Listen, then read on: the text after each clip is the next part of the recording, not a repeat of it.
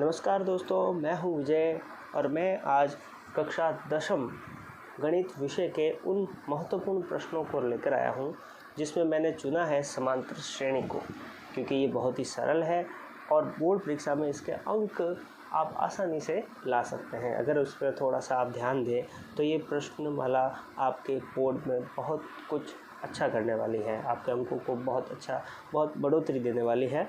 तो उसी प्रश्नों को उसकी शुरुआत के साथ मैं समांतर श्रेणी के पहले प्रश्न को करने की कोशिश कर रहा हूँ आपके सामने, बड़ी आसानी सरल विधि से, जिससे आप आसानी से इसको सीख सकें। तो मेरा जो ये पहला प्रश्न जो कि मुख में दिया हुआ है, निम्नलिखित समांतर श्रेणी के लिए प्रथम पद जो कि ए व सार्व अंतर डी ज्ञात करना है। तो प्रथम पद ज्ञात करना है जिसको इसने नाम दिया है ए, और दूसरा जो ज्ञात करना है सार्व अंतर जिसका नाम है डी।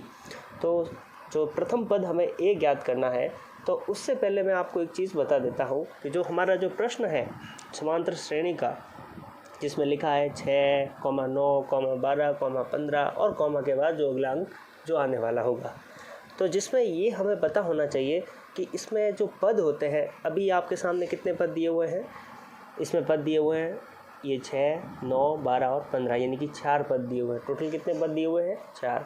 तो अब इसमें पता लगाना है कि प्रथम पद कौन सा है। प्रथम पद वो होता है जो सबसे पहले आता है, सबसे प्रथम में आता है। तो प्रथम में आने वाला पद कौन सा है? वो हमारा प्रथम पद। तो यहाँ पर प्रथम पद कौन सा है? 6। फिर द्वितीय पद 9, तृतीय पद 12 और चौथा पद जो कि चतुर्थ पद है वो 15 है। और अगला जो अंक जो कि न तो ज्ञात किया हुआ है न हमें ज्ञात करने की ज़रूरत है। अब प्रश्न ये है कि प्रथम पद ए, यानी कि प्रथम पद, क्योंकि हमें पता चल गया है कि ये सारे पद है जिसमें प्रथम ये है, तो प्रथम पद तो हम ज्ञात कर चुके, आराम से ज्ञात कर लेंगे। दूसरी बात इसने कहा है कि सार्व अंतर, यानी कि सार्व अंतर, इन सब के बीच में जो अंतर है, सभी के अंदर जो अंतर है वो समान रूप से है। चाहे अब इन दोनों के बीच का अंतर निकाल दीजिए, चाहे इन दोनों के बीच का अंतर निकाल दीजिए, या फिर इन दोनों के बीच का अंतर निकाल दीजिए, तो जो सभी का अंतर अगर वो समान आता है तो उसे हम सार्व अंतर कहते हैं। जैसा कि प्रश्न समांतर श्रेणी से ही संबंधित है, तो इसमें जो सार्व अंतर है वो भी समान ही आएगा। तो इसमें हमें ऐसे दो पदों को लेना है जो इस सार्व अंतर को ज्ञात कर सकें। तो जिसमें हमें पता है कि प्रथम पद जो कि हमें पता है कि 6 है वो ज्ञात किया हुआ है, और सार्व अंतर का जैसा कि सूत्र होता है कि द्वितीय पद में से प्रथम पद को घटाना। तो द्वितीय पद में से प्रथम पद को घटाना ये सार्व अंतर यानी कि डी का सूत्र होता है, क्योंकि मध्य का जो अंतर हमें वो ज्ञात करना होता है। तो हम पहले शुरुआत कर देते हैं प्रथम पद ए से। अब इसने लिखा है ए, तो हम द्वितीय पद को क्या नाम देंगे? तो इसलिए हमने ये सोचा है, तो ए पद जो कि प्रथम पद है उसको जो ए लिखा हुआ है उसकी जगह हम लिख देंगे इसका नाम प्रथम पद A1। ए की जगह हम लिख देंगे A1। A1 लिखने से अब ये जो प्रथम पद हमारा क्या है? 6। तो हमें द्वितीय पद भी चाहिए, तो द्वितीय पद हमारा क्या होगा? द्वितीय पद यानी कि इसका नाम दे देंगे हम A1 के बाद A2, यानी कि ये A1, ये A2, इसी तरह ये A3 और A4। लेकिन हमें A3 और A4 की ज़रूरत नहीं है, हम इन दो से भी सार्व अंतर ज्ञात कर सकते हैं। तो द्वितीय पद A2 यानी कि क्या दिया हुआ है? 9। अब हमें उत्तर दोनों पूछे हैं, प्रथम पद भी पूछा है और सार्व अंतर भी पूछा है। तो हमें पता है प्रथम पद तो आसानी से कर सकते हैं, तो हमें ज्ञात क्या करना है? सार्व अंतर। सार्व अंतर यानी कि डी, और डी का जो सूत्र होता है वो होता है द्वितीय पद माइनस प्रथम पद, द्वितीय पद माइनस प्रथम पद। यानी कि इसको हम यदि कहें तो द्वितीय पद को हम A2 कह सकते हैं और प्रथम पद को हम A1 कह सकते हैं। यानी कि D बराबर A2 माइनस A1, और D बराबर, अब A2 क्या है? A2 हमें जो दिया हुआ है वो क्या है? 9, और A1 जो है 6।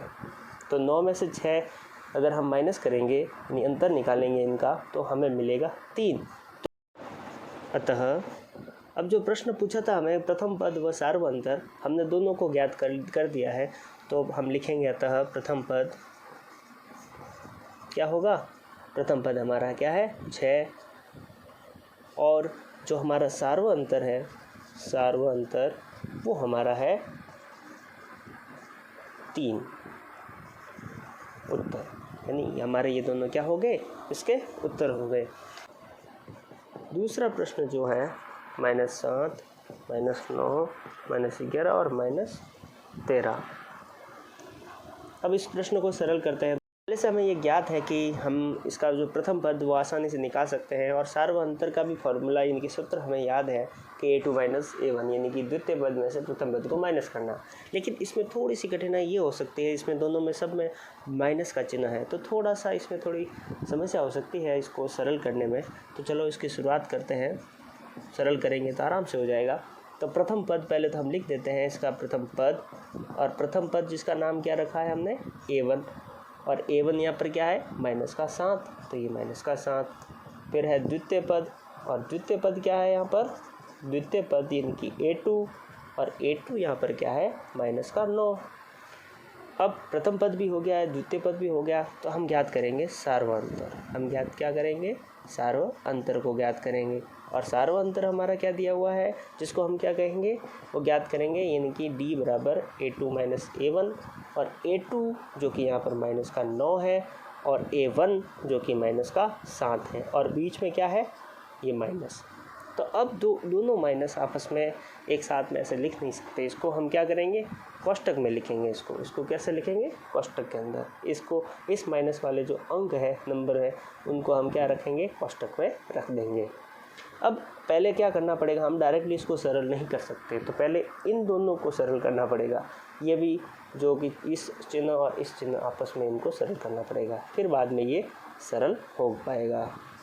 तो अब हम करेंगे इसको -9, ये माइनस बीच में आ गया ब्रैकेट, इसका मतलब ये आपस में क्या हो रहे हैं, मल्टीप्लाई हो रहे हैं, तो यानी कि गुणा हो रहे हैं। तो माइनस और माइनस एक जो फार्मूला होता है, यानी कि माइनस का गुणा अगर माइनस से करते हैं तब इसका उत्तर जो होता है क्या होता है, प्लस। अब मैं जो प्लस और माइनस के जितने भी फार्मूले हैं वो मैं इस प्रश्नमाला करने के बाद सिखाऊंगा, क्योंकि अभी प्रश्न करने बहुत ज़्यादा ज़रूरी है, इसको बीच में मैं नहीं लूँगा।